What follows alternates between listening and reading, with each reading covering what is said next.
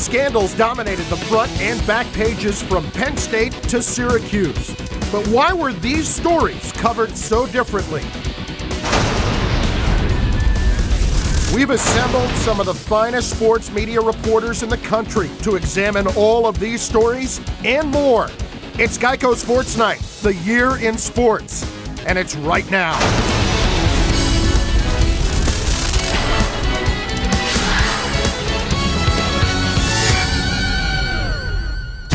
Welcome, everyone, to Geico Sports Night, the year in sports. I'm Chris Carlin, and over the next hour, we're going to examine the biggest sports stories of 2011 and how they were covered in the media. Now, in just a little bit, we'll be joined by those who cover the media on a national scale. The media's coverage of Penn State have anything to do with the way Syracuse was covered.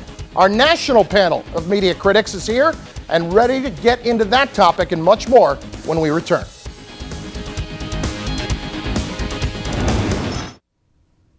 They are alleged crimes so awful, so unthinkable, that you can only hope that they can't be true. By the day, it seems more victims are coming forward, pointing the finger at former Penn State defensive coach Jerry Sandusky, and it led to the firing of the legendary Joe Paterno. The sex abuse scandal at Penn State dominated the news no matter where you live, and has rocked the world of collegiate athletics unlike any other has in recent memory.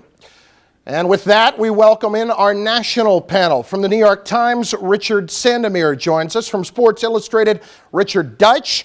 From the Sports Business Journal, John Orand and Mike McCarthy of USA Today. Gentlemen, this was clearly a dominating story here in 2011, but from a media standpoint, was it the biggest? Mike, let's start with you. Absolutely was the biggest story. I mean, it's a horrible story in so many different ways. And what was also horrible about it was the way the media sort of was slow to pick up on this. I mean, I hate to say it, but the national media got beat by the Patriot News in Pennsylvania on this story, got beaten like a drum. We were slow to react. And now we're covering the story. And the next story is how many Penn States are out there? Well, yeah, I mean, that's true, and I think we see the Syracuse story as a continuation of that, but the Harrisburg paper was working on this for, 3 years or so, but I think once the national media picked up on it, I think there's been a tonnage of coverage from all of the people on this panel. Well, let's be honest about what they broke. Nobody broke really anything until the police came out and actually talked about it. So there were lots of rumors, there was lots of innuendo. Everybody knew about it, but even the local guys didn't report anything. But also, there's a big difference between how we learned about the Syracuse story versus Penn State. Penn State is a grand jury presentment. We had that report. With the Syracuse story, we had phone calls, we had interviews with ESPN.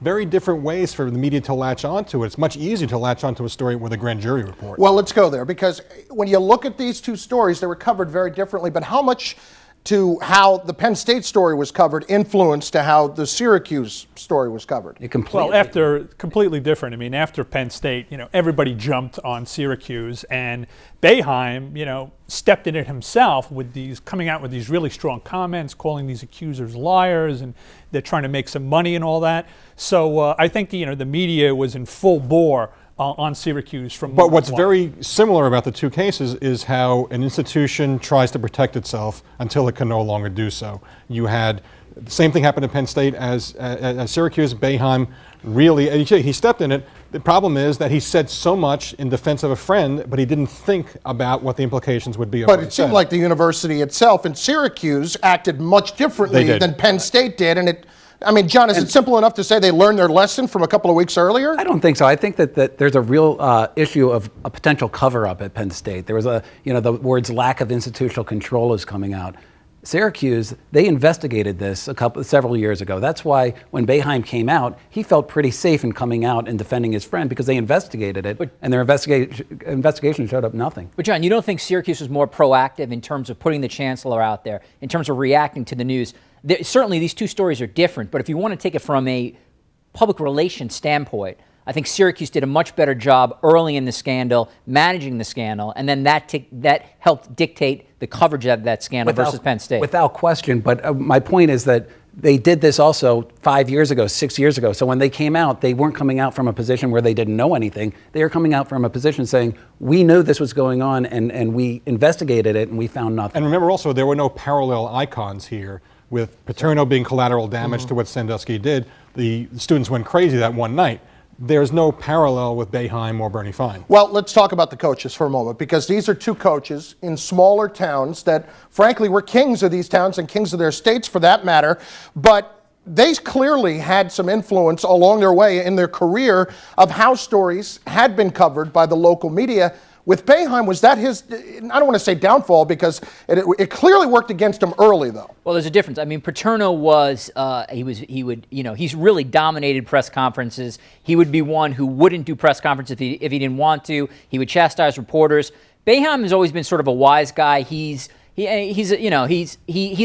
open with reporters, but Paterno was very different in this sense, in that I think he was a little closed-minded with the press long before the scandal happened. But considering these guys are kings of the campuses, so to speak, is there the ego that kind of gets in the way when these stories are being covered Chris, as they are? That is a great point. What these stories did is they opened up a window into how these guys run these towns and try to dictate what the press can say, what the press can't say. We've had constant examples of college coaches going up and lecturing the press, saying, how dare you report this? Nothing is true until I, coach, say it's true. And we saw that clearly in these two cases. But let's also talk about who these two coaches are. One is Jim Boeheim, who's like in his 60s, who dominates the New York market at least once a year during the Big East tournament. The other is, let's be honest, he's an 84-year-old man who's in this small town where he is able to control the press. So the way they represent the press and the way they talk to the press is completely different. But you have to wonder what it is about college towns. Maybe it's because it's a college paper that may be the dominant paper covering the team. Why do they want to give into that after years of perhaps even being abused by a coach? I don't want to talk to you. I don't want to do interviews. What is the nature of these local reporters, local journalism, that allows them to listen to a Bobby Knight or a John Chaney, yet basically abuse them? The impulse in these way. towns from everybody on down is to protect the program. And that's what we saw at Penn State, and that's what we saw at Syracuse. It wasn't about protecting the kids. They didn't even want to know who the kids were. It was protect the program. I also have to wonder how much access has to do with that, too. You say the wrong thing, you write the wrong thing, your access gets shut down. And it's worth noting that Right. in the Penn State scandal, that story was broken by a crime reporter, not a sports reporter. All right, guys, let's move on. And talking about Syracuse, we know that they are leaving the Big East and they are moving to the ACC. The change in the college landscape, how much in television contracts is really controlling this seismic shift that we're seeing? Well, you can make the argument that ESPN is the most influential factor in many things, including college sports. You look at, they created the Longhorn Network. They're all over the place in there. They didn't, they don't control everything, but boy, they are influential in many ways, and the media wants good product. Well, there was whispers that, in fact, ESPN told Syracuse and told these other schools to go ahead and make the shift because they weren't happy with the Big East deal, Big East turning down their deal. Right, Gene DiFilippo on line one. I mean, and let's face it, the fact is that Texas A&M went to the SEC, I think, because they were outraged at the Longhorn Network. ESPN, again, we all know this, a very slippery slope of being the rights holders, being in the business of college football, and then trying to report on it. Any athletic director who says that ESPN is not an important part of who they are, or any president, is just flat out Look at lying. the influence ESPN has had for years. College football used to be played on Saturday afternoons. Now it's played on every night. Played every night in the ring? Saturday night. They have created a world where they can do, 400 football games a year. They have ESPNU. They are so ubiquitous. But then you see things like the Pac-12 create 6 regional networks and 1 national network as part of their new package. Everything is different. Everything is regional sports network. It's controlling your content. It's how much money you can get. In defense of ESPN, let's talk about Fox. Let's talk about NBC is trying to get into it. CBS has the SEC. So when we're talking about the TV deals, we're talking about a ton of money, and we are talking about colleges that are chasing this money, regardless of whether it's coming from ESPN or Fox or NBC. And a lot of these Chris, deals have I historically been undervalued. I think the answer to your question is TV money is totally driving this alignment. I mean, where is the Big East going to go next? It's going to be the big Middle East, and we'll have a university in Kuwait. It's just getting ridiculous now. And another thing also about these college networks, you have to wonder, how much they are news organizations and how much they are basically brochures for their school and their conference. I'll give you a perfect. Wonder that at all. They're not news organizations at all. And Mike makes a great point. Brochures is a good word. We saw when it came to the Big Ten Network and its coverage of Penn State. What was a news organization and what was not?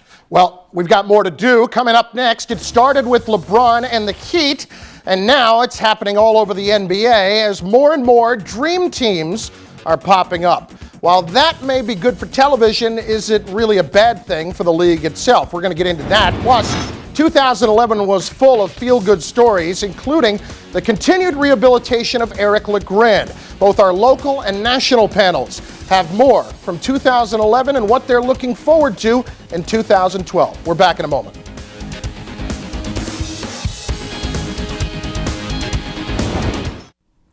We welcome our national panel back in. Richard Deitch from SI.com, Mike McCarthy from USA Today, Richard Sandomir from the New York Times, and John Oren from the Sports Business Journal. All right, gentlemen, let's get to it. Feel-good stories for 2011. John, let's start with you. Feel-good story for me had to be the Heat losing. They had the black hat. It wasn't even the Mavericks winning. Nobody outside of Miami was rooting for the Heat, and that's what you get when you get the superstar teams, and they lost.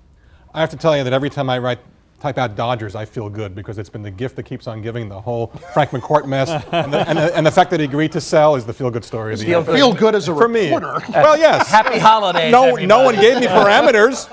Okay, our two bright spots. Gentlemen, how about you? Chris, I'm going to go with Tiny Butler and the other Davids going up against the Goliaths in the Final Four. What makes March Madness so compelling, and it's also a big contrast with what goes on in college football where a computer settles it rather than it being settled on the field. Dewey Bozella was a 52-year-old boxer wrongly imprisoned for 26 years, came out, fought his first fight, won, retired. Hands down, best story I read this year. All right, very good. Let's go to the play-by-play and analysts. You guys are critics.